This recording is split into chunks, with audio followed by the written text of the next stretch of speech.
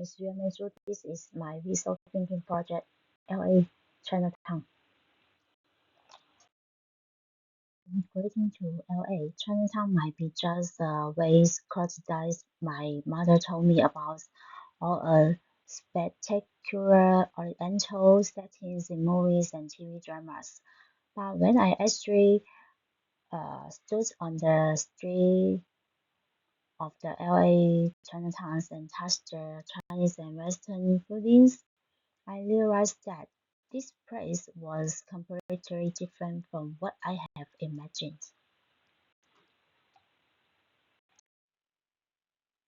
My husband and lived in LA Chinatown for more than 40 years. I have passed these streets many times in the car, but I never pay attention to the story told on those faded flags until I visit the Chinese American Museum. The old suitcases and photos that made me suddenly realize every breeze and tells in Chinatown is a survival course designed by our immigrant ancestors with blood and sweat. As a new immigrant, studying Chinatown is not only a respect for history, but also a dissection of my own cultural genes.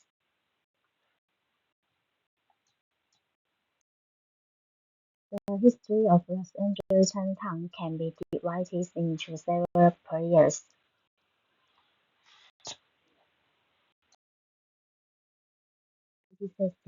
This is the period of the infancy and violence.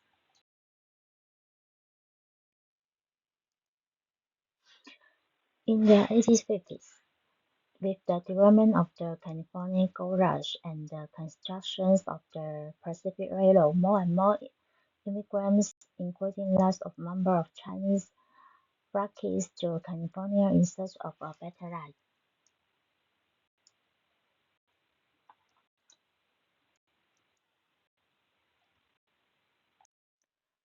According to the Chinese American Museum, more than 20,000 Chinese entered the United States in 1852, most of them in California.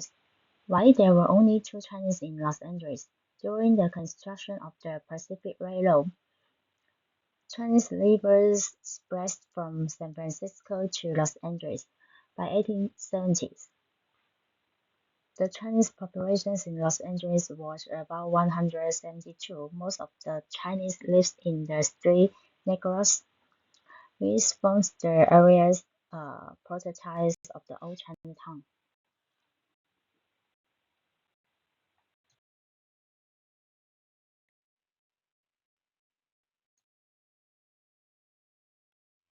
From 1870s to 1920s, this is the period of the strong growth and prosperity. The fading in tourism of the gold rush and the completion of railroads leads to economic difficulties for a large number of white laborers, who transfer their discontents to the Chinese, believing they have lowered the rates and standard of the living of white workers, and the publications of incendiary anti-Chinese speech in the media, which leads to anti-Chinese sentiments in Los Angeles.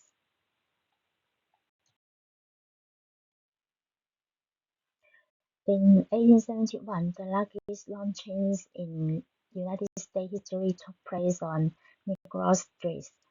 At least 18 Chinese were launched in this violent event. In 1882, the Federal Chinese Exclusion Act prohibited Chinese laborers from immigrating and restricted citizenship. It made the old Chinatown as an island outside the law. Despite repeated setbacks as the Chinese tried to put down roots in Los Angeles, during this time the Chinese dominated the Los Angeles laundromat and produce industry. And old Chinatown flourished, eventually with the population of over 3,000 in its heyday. Old Chinatown boasted about 15 streets and 200 buildings.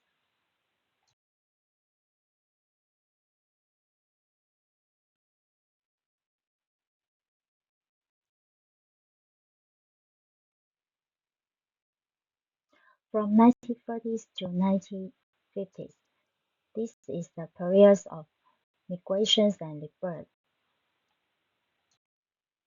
In 1940, Old Chinatown was razed to make way for Union Station, and large number of Chinese were forced to relocate their homes. During the decades the Union Station was being built, Old Chinatown was almost razed to the ground. The only remains building is the Garnier Building, which is now home to the Chinese American Museum. In 1948, in response to the city's continued destruction of the old Chinatowns, the new Chinatown neighborhoods were developed, China Cities and the New Chinatown. But China Cities was destroyed by a fire in 1949 and razed in 1950s, and the Chinatown we see today grew out of New Chinatown. The new Chinatown was built under the leadership of Chinese community leader Peter Shu Sr. It was a complex of buildings that blend Chinese and American architectural style.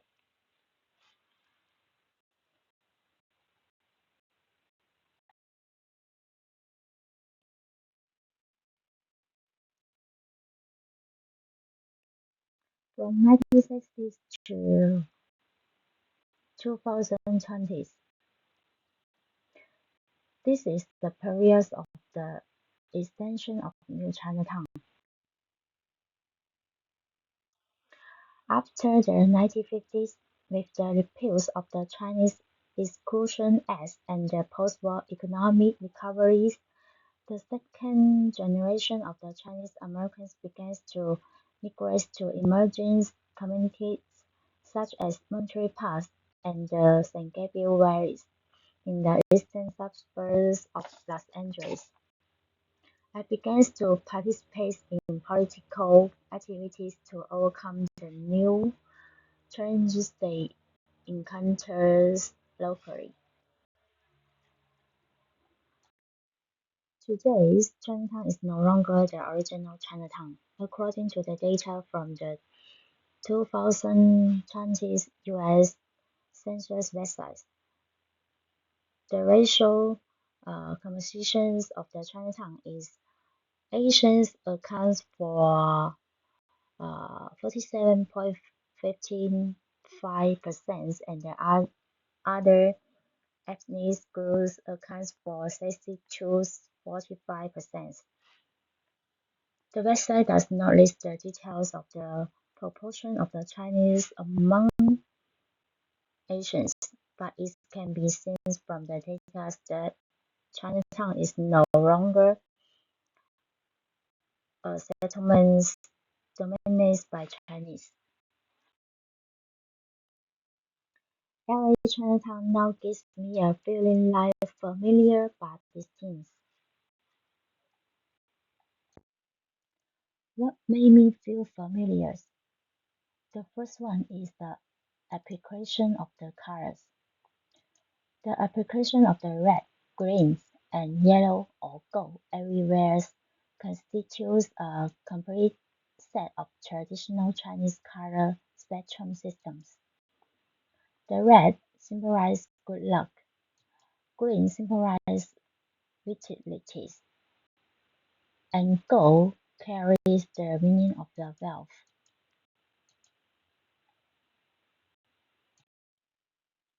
The second one is the architectural style and decorate elements. The memorial archways, the ancestral halls, the green glazed hotel, the red pillars,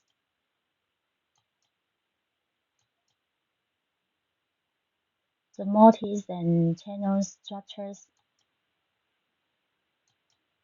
the stone lions, the flying east, the red lanterns,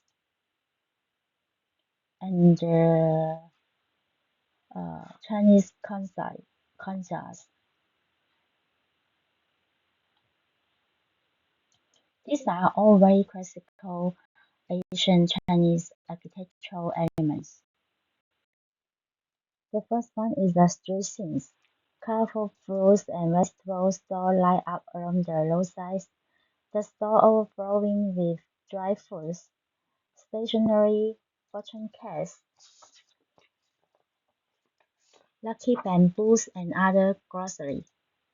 Throughout the business model of the Chinatown, its overall styling is more like in Guangdong or Hong Kong in the 1990s. Since I am from Guangdong, I'm more than familiar with these three things. What made me feel these things? The combination of Chinese and English street size and store size was unfamiliar to me. Mainland Chinese customary use the simplified Chinese characters have begun the scale stores here, and the use of traditional Chinese characters made me a little uncomfortable, even though I was able to read and understand them.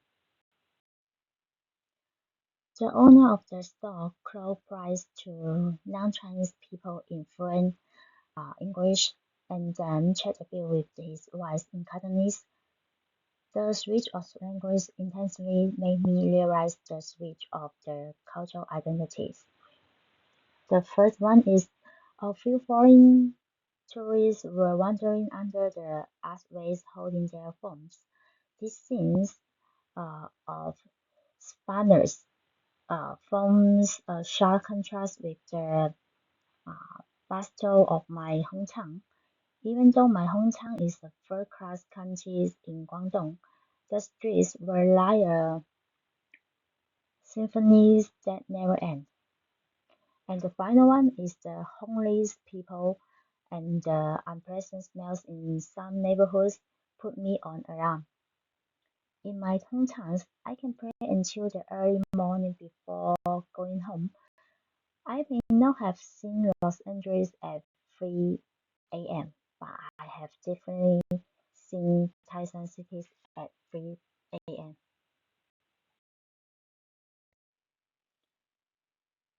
Los Angeles Chinatown represents deliberately concentrated Oriental aesthetic forms, like a box that compacts all elements representing China into the cultural spaceman box.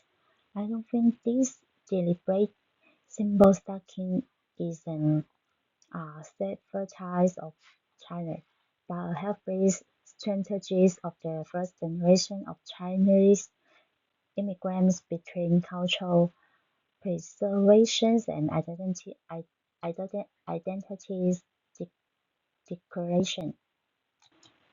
I must admit that Chinatown can no longer represent modern China. Modern China has modern skyscrapers, hostels, and bustles of the cities, and the ancient buildings left over from thousands of years ago. The modern China have long surpassed the symbol of the Chinatown with its diverse and simplified artist attitude. If you want to understand the real China, you need to travel there. Anyway, Los Angeles Chinatown is one of the most iconic Chinese immigrant neighborhoods on the west coast of the United States. And even though it is no longer thriving, it has been a vehicle for the translation of China for every generation of overseas Chinese.